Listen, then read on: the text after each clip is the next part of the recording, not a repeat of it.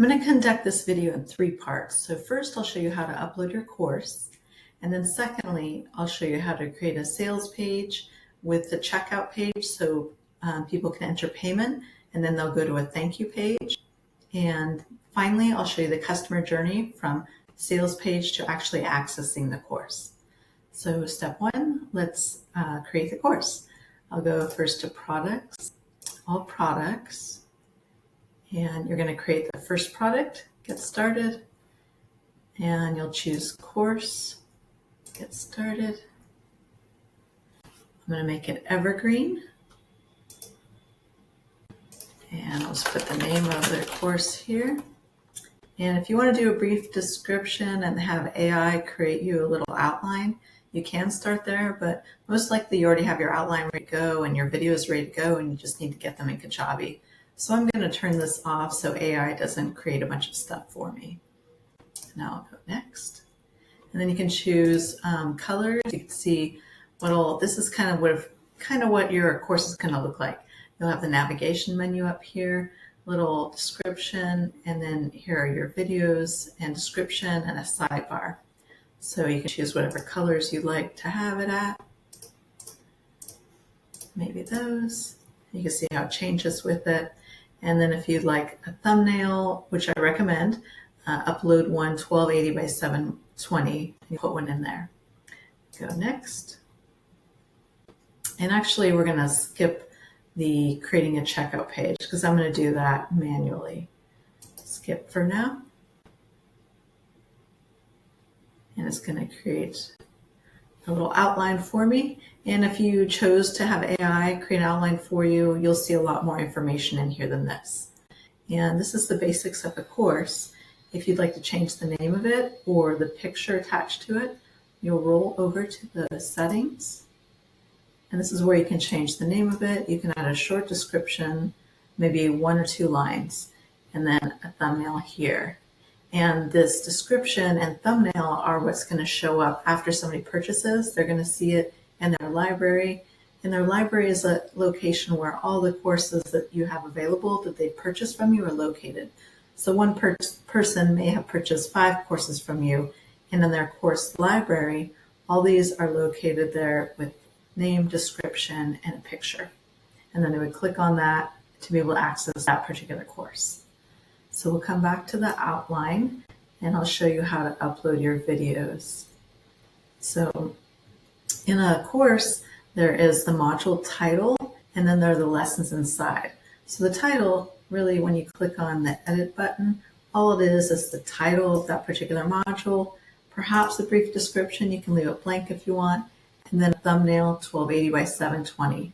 And anytime you see the availability to put in a thumbnail, you want to be sure and do it because if you don't put one in there, this image actually will show up as your thumbnail. So you'll put something in there, click save, and then I have the title of my module there. And then inside I have lessons. So you might have a 4-module course with 3 lessons each in it. So let's say I want to add more modules and more lessons. To add more modules, I'll come to the top up here, add content, and I'll just use add module. And I'll just call this module 2. And of course, I'll add description and image just like I would in all of these. And then inside, I see this one only has 1 lesson. Actually, I want 3 per module. So I'm going to go ahead and add content at this level. You could do it up here, but I just find it to be more organized if I do it at this level. If I'm adding lessons. If I'm adding modules, I'll come up here and add modules. Oops, add modules this way. I'll go ahead and add. So I have 1 lesson in here. I'll go ahead and rename it. I'll come back to the lessons in a minute. Go back by using the navigation up here. Add another lesson. So I'll make this one lesson 2. Create. And you'll just keep going. You add as many lessons as you want in there. And let's say I created 3 lessons and realized, oh, this particular module only has 2 lessons. It's easy enough to just trash can a lesson. And here, this one doesn't have any, so I'm going to add content and I'll add another lesson here. So you can keep going, you get the idea of how the expand all, contract all. See, there's a module, expand all, and lessons inside. Now, let me cover how to upload your videos. So the videos are at the lesson level. Remember, the module level is just the title of that particular section. All we're going to see is the title and a picture. So inside each lesson are where the video goes. And each lesson, you can have one video, one audio, or just text. So most people do a video and perhaps a little text below it and some downloads. So in this area, you can add the title of this particular lesson, and I'll save that. And then over here, you can add a thumbnail, again, 1280 by 720. And then you have the option to add comments. So with comments, what will happen is that your video will show up and you can have text below it. And then just below that, there's an area for comments where all the people who own your course can make comments about the video. And when they do make those comments, everybody that owns that course will be able to see it. So there's not a way that people can make comments and only you will see it. So you need to choose if they're visible or hidden. And don't worry about locked for now. And if you go to comment settings, you'll see that you can override the entire course to make all comments visible or hidden. But if you just want on this particular lesson, the comments to be visible or hidden, that's where you do that. So to upload a video, I would just click video, and you can drag it in there or select it from wherever it's located. Or if you have audio, same thing. So again, you can have one video or one audio per lesson. So in a lesson, there's the title, a video or audio, a thumbnail. You can have comments on or off. And then if you want any text, you can add any text here. If you want to have links, you can have links by just typing something in, highlighting it, and then going to the link area, and then giving it whatever URL you'd like to go to. And you probably actually, when you do that, I would suggest you have them open up in a new window. That way they're not leaving your course to go to that link. And if you have any PDFs or Excel files, anything, almost any kind of form will come in here to downloads. So you'll add file and just drag it in here or find wherever it's located and put it in there. And you can have as many downloads in here as you want. Once you upload it, you can also rename it, because when you first upload it, it'll be like this PDF underscore PDF, something like that, and you can rename it. So once you upload it, you'll see a little pencil icon, and you can click that to rename the particular download. And you don't want to add any videos or audio down here in the download area unless you want people to be able to download it and take it away. So if you upload a video or audio here in this area, they'll be able to watch it or listen to it, but they won't be able to download it. So you want to be sure to add viewable only or listen only up here. And if you want them to download it, then it'll be available down here. And don't worry about automations for now, that's a little more advanced. So you've uploaded everything. You want to move it to published and save that. If you keep it in draft, then when your course is ready, no one can see it, and also you can't preview it. So even while you're working on it, I would move any lesson that you're done with that's ready to go into publish and save. And then you can preview it here and kind of get an idea of what it's going to be looking like. So as I mentioned, there's a video here, and then any text on here, any links, your PDFs will show up over here.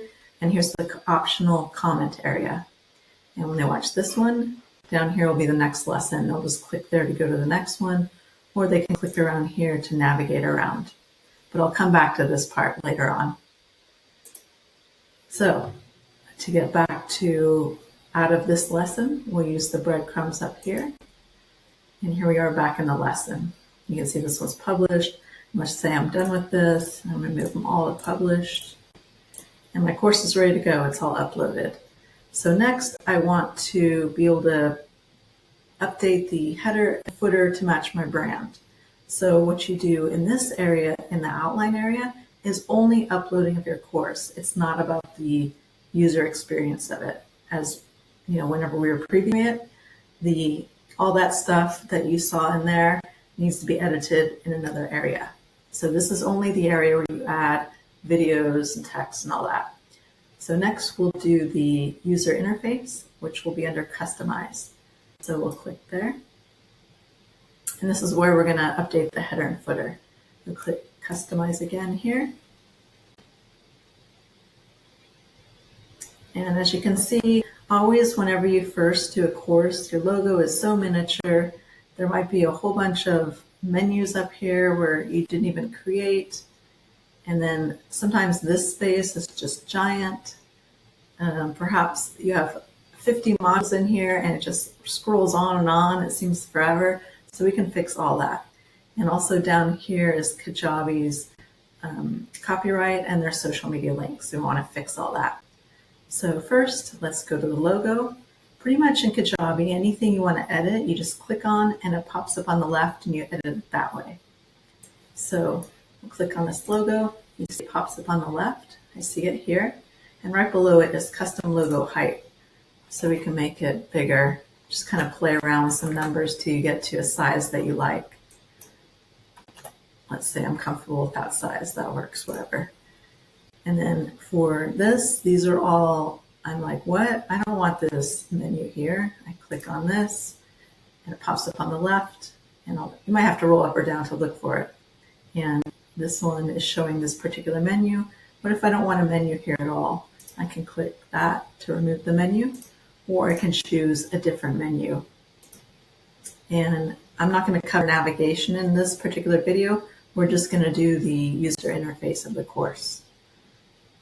So next is this section right here.